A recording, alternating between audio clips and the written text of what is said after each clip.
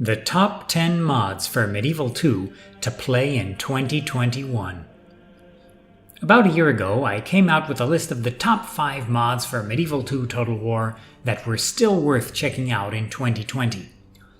A lot has changed since that video, and I wanted to sort of update that video, so today I'm coming out with a new list, the top 10 mods for Medieval 2 to play in 2021.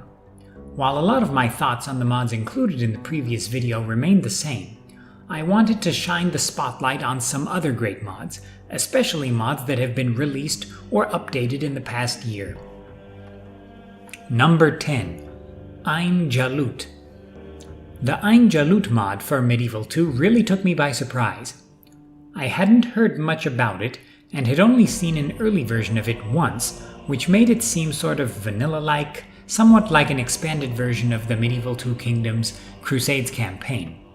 However, once I was able to get its 0.1 release working, which was not an easy feat and I'm still not sure how I was able to do it, I saw that this mod was a true total overhaul, even rivaling other Middle East-focused overhaul mods like Broken Crescent.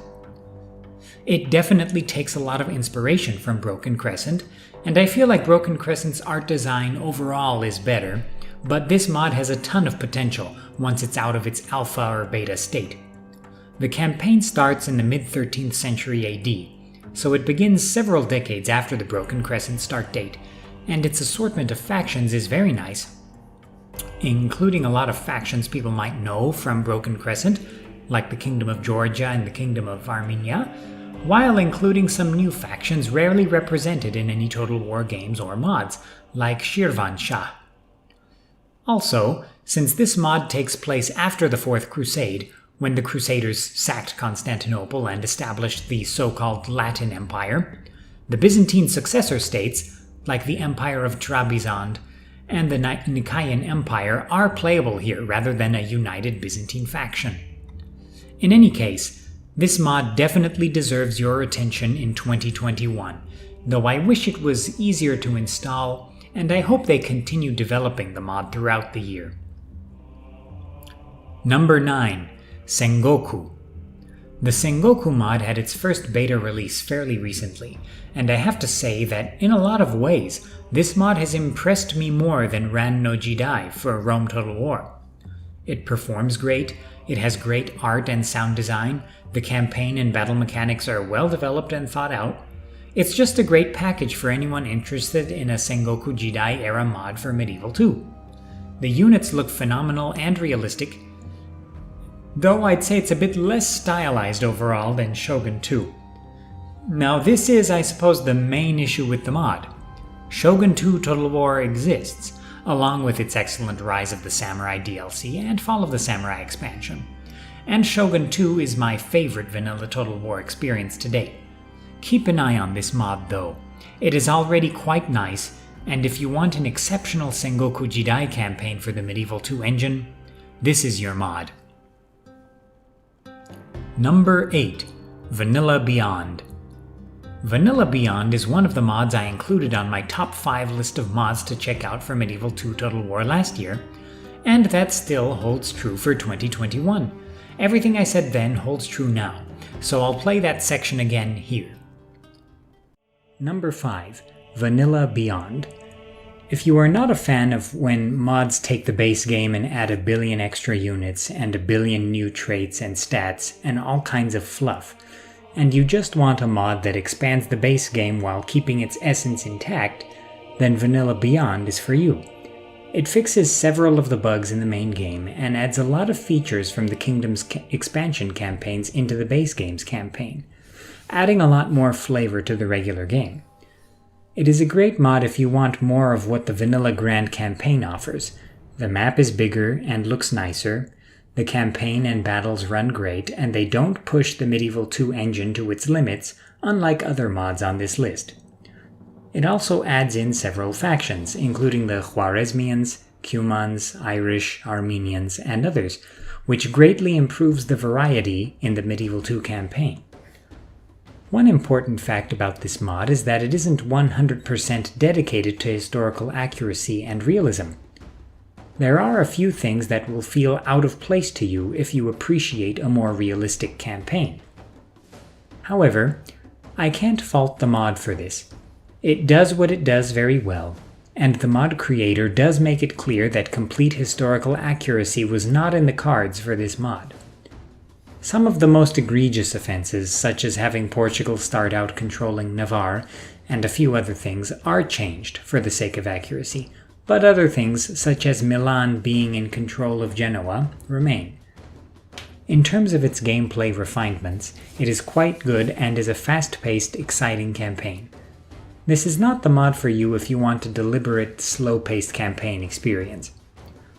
However, if you love Medieval II Total War, and want to have a vanilla experience that is enhanced in almost every way and doesn't require a PhD to understand, then this is the mod for you. The only issue with Vanilla Beyond is that, for me, I am not the biggest fan of vanilla-type mods, especially for Medieval II. Of those, however, this is my favorite one, and it is a blast to play from time to time.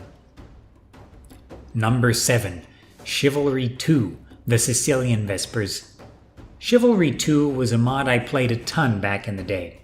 It is definitely my most played mod for Medieval II going back to the game's release. I re-downloaded it sometime last year and started testing it out again, and it is as good as I remember. It is a tough, realistic experience, both in terms of its campaign and battle gameplay. It includes garrison scripts, which can be especially brutal if you decide to besiege an enemy capital city, and its economy management is grueling, especially as a small faction like the Kingdom of Cyprus or the Principality of Armenia or Serbia. One of the greatest strengths of this mod is that it contains era campaigns just like the original Medieval Total War, including Medieval's early, high, and late eras, as well as Dark and Renaissance era campaigns. The abundance of era campaigns also means an abundance of factions to play as. In the High Era, you can play as the Kingdom of Jerusalem, while in the Late Era, you can play as the Kingdom of Cyprus, for example. This adds to the replayability of the mod quite a bit. I find this mod to be the most replayable mod in Total War history, due to the era campaigns, which is probably why it's one of my most played mods of all time. Unfortunately, development of this mod ceased over a decade ago, and while it is quite complete, it does still retain that vanilla aesthetic in a lot of areas that I wish could have been cleaned up before the mod maker, the great Sicilian Vespers, retired. I still have hope that one day a modder will come out of the shadows and try to finish up this absolutely classic mod. It definitely deserves your attention in 2021. Number 6. Broken Crescent. Everything I said about Broken Crescent then is true today. Nothing has changed. Number 3. Broken Crescent. Broken Crescent is a very historically accurate and immersive mod that zeroes in on the part of the Medieval II base campaign that was pretty much the most ignored by the Creative Assembly, the Middle East. The map encompasses Central Asia, parts of India, and more of Africa, in addition to the Near East and the Caucasus, in an effort to really flesh out and portray this part of the world accurately, realistically, and completely. There are quite a diverse array of factions to choose from here, and everything is very well fleshed out. The Byzantines, the Georgians, the Khwarezmians, the Ghorids, the Abbasids, the Imamate of Oman, and everyone's favorite, the Ghaznavids, are ready and raring to go, with a full assortment of great-looking units. The units in Broken Crescent are especially well done. I followed this mod as it developed in the years following the release of Medieval II, and I saw how much work went into every little detail of each unit for each faction's unique unit roster. It really does justice to the medieval Middle East, and it is definitely worth playing in 2020, especially since it has received a nice series of updates over the years. Number 5. Third Age. Everything I said about Third Age and its submods like MOS and Divide and Conquer is true this year as well. Number 4. Third Age Total War and its submods. Third Age Total War is perhaps the most famous mod for Medieval II Total War. It recreates Middle-earth at the time of the Lord of the Rings novels, so you can relive the experiences you love from the books and movies. I would say that in terms of its campaign, it is not quite as polished or well-developed as 4th Age Total War, the most prominent Lord of the Rings mod for Rome Total War that I also highly recommend. However, its battles and sieges are second to none, they are brilliantly done, and the work on the custom settlements is phenomenal. There are also a slew of submods for 3rd Age that really expand upon the base mod or change it completely. A few of the prominent ones I recommend are Divide and Conquer, the 4.0 unofficial patch, and the Massive Overhaul submod. Personally, in terms of immersion, I find 4th Age for Rome Total War to do the pure fantasy atmosphere a bit better, but 3rd Age and its submods are undoubtedly some of the best mods for Total War ever created. Rest assured, with 3rd Age and its abundance of submods, you will probably find the Lord of the Rings experience you want in 2020. Number 4. Stainless Steel. Everything I said about Stainless Steel and its submods last year is true this year as well. This year, I have to say that I am very happy about the developments to the ship submod, which can turn out to be a classic as long as they keep working on it. Here is what I said last year about Stainless Steel and its assortment of submods. Number 2. Stainless Steel. Stainless Steel is a massive mod that enhances the base game and adds a late-era campaign, a la the original medieval Total War, which had early, high, and late-era campaigns. It is incredibly modular. You can choose to activate or deactivate certain parts of the mod you like or don't like Big's Grim Realism versions 2 or 5, graphical enhancements like permanent arrows and javelins, which you can activate or deactivate depending on the graphical prowess of your computer, and even the type of AI you want to face during your campaign.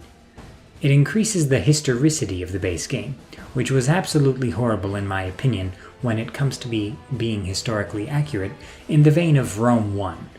Like, why does Portugal own Navarre? Why is the capital of Armenia province Yerevan in this time period? Why does Milan own Genoa? Why is Spain called Spain? I could go on and on. The map in Stainless Steel is expanded and looks absolutely incredible when compared to the base game. The game is far more challenging, but also fair. It is very well polished and does not have a tendency to crash at the worst times. Its inclusion of era campaigns is great fun, especially if you're looking for a real challenge, like the late-era Byzantine campaign. The battles and sieges are incredible, and everything in battles looks far better than vanilla Medieval 2. Stainless Steel even has a slew of submods that cater to the tastes of many different types of players, so you will absolutely find an experience that is suitable for the kind of player you are. The most prominent are probably the Ship submod, the Titanium submod, and the Historical Units and Recruitment Buildings submod, Herb, which all increase the realism of the campaign and add factions as well.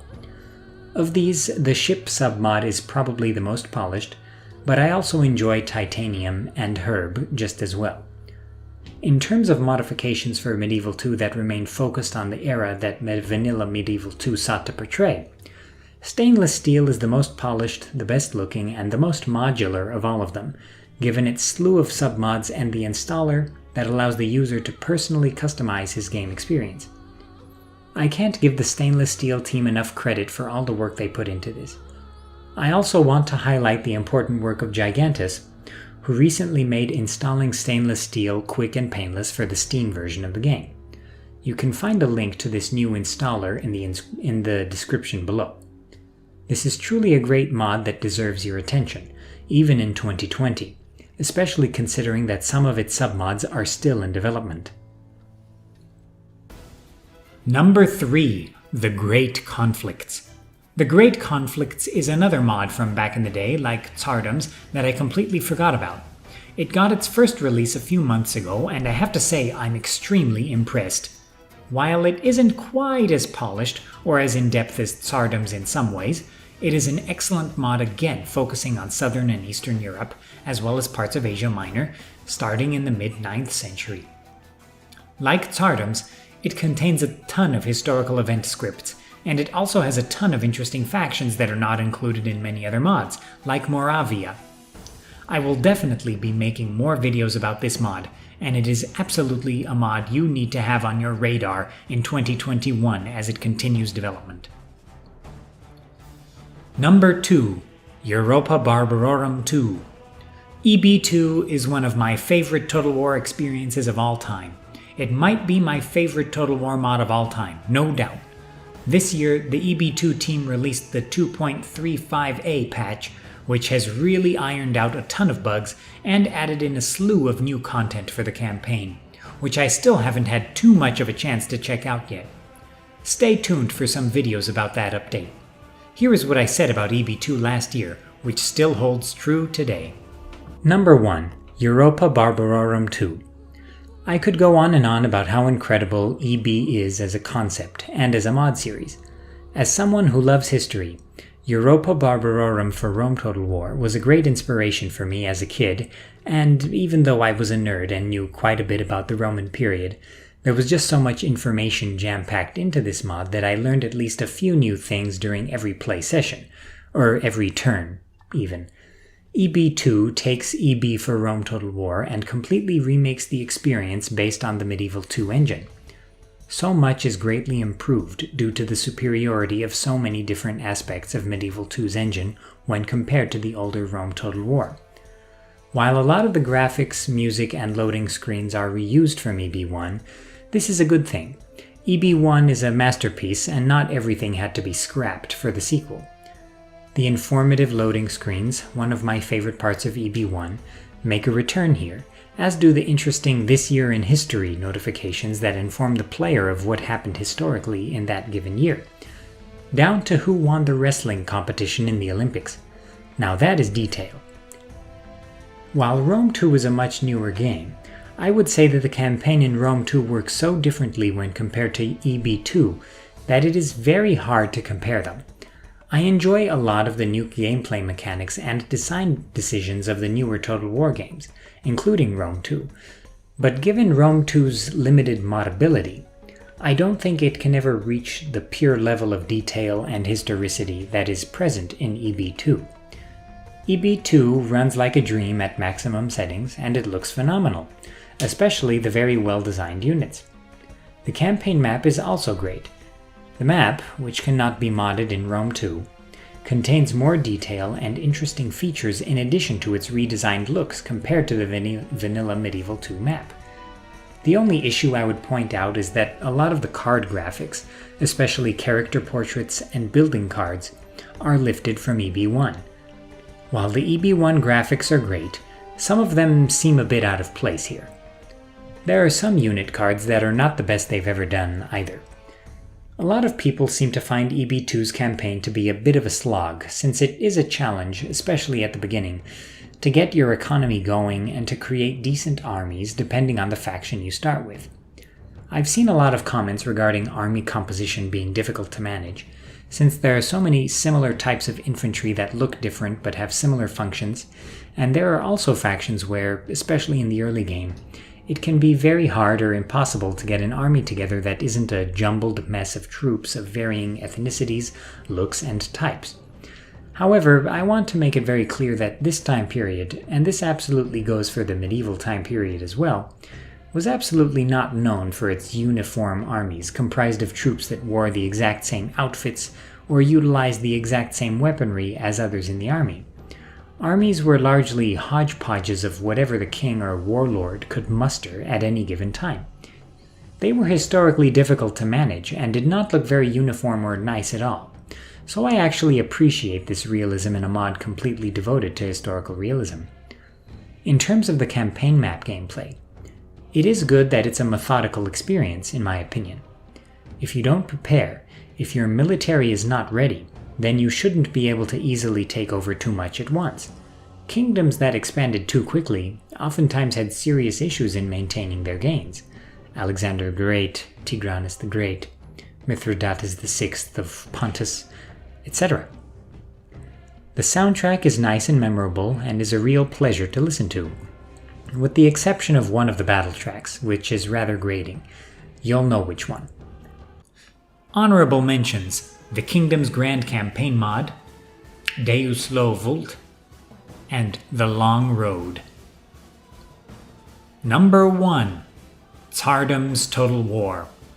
The number 1 mod to check out in 2021 has to be Tardems Total War.